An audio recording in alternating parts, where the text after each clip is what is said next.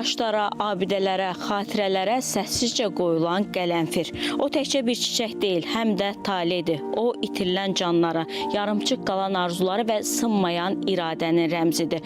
O iradə ki, bizi ən yüksək zirvələrə qalxmağa, xarı bülbülü əsarətdən qurtarmağa və torpağın qoxusunu almağa kömək etdi.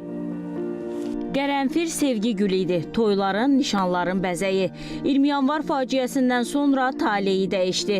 Vətənini canından çox sevənlərə xalqın sevgisini ifadə etdi. O dövr Bakı kəndlərində elə bir həyət yox idi ki, orada qərənfil yetişdirilməsin. Müsahibim deyir ki, o vaxt qapıdan gülləri dərərək yollara düzdük. Bütün Abşeron cəmaəti Bakıya gülü asfaltlarda, yolların qırağını apardılar, tökdülər ki, şehidlərin xatirəsinə görə. Çünki azadlıq günü idi o gün. Şehid günü deyildi, azadlıq günü. Çünki birlik vardı insanların arasında. Sonra bu qərənfilin, qırmızı qərənfil oldu matəm gülü.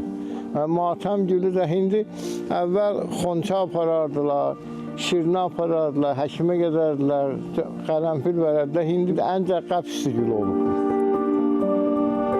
Matəm gülünə çevrilən qərənfilin bundan sonra əkin sahələri də azaldı. Sovet ordusuna etiraz əlaməti olaraq Sovetlər İttifaqına ixracı da dayandırılır.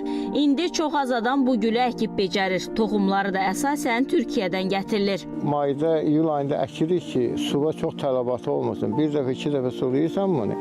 Əkin özünü tutandan sonra biz 15 santıdan əkmək lazım. Özü mən bu şişilləri hamısını Türkiyədən alıb götürmüşəm. Çünki Türkiyədən alıb götürəndə bizim suyla olan su fərqlidir, torpağımızla fərqlidir, hava ilə fərqlidir. Burada bir il-iki il yaxşı olur, yaxşı gögərir. Sonra şişirlər köhnəldikcə məhsuldarlığı azalır. Burada çox əkirlər dünyanın hər yerinə göndərir. Hər fəsildə bu bitki olur. Reportajımız bizi Bakının sükutundan Qarabağın dağlarına aparır. Burada başqa bir çiçək bitir. Zərif, amma məğrur. Xarı bülbül.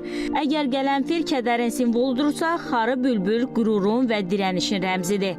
Qərənfil və xarı bülbül bir-birinə zidd deyil, tamamlayıcıdır. Biri keçmişin ağrısını daşıyır, digəri gələcəyin ümidini. Qərənfil deyir, unutma. Xarı bülbül deyir, qayıtdıq.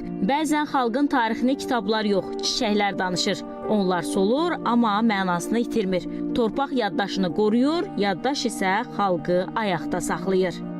Röya Qarabağlı, Kamran İsayev, ASTV Xəbər.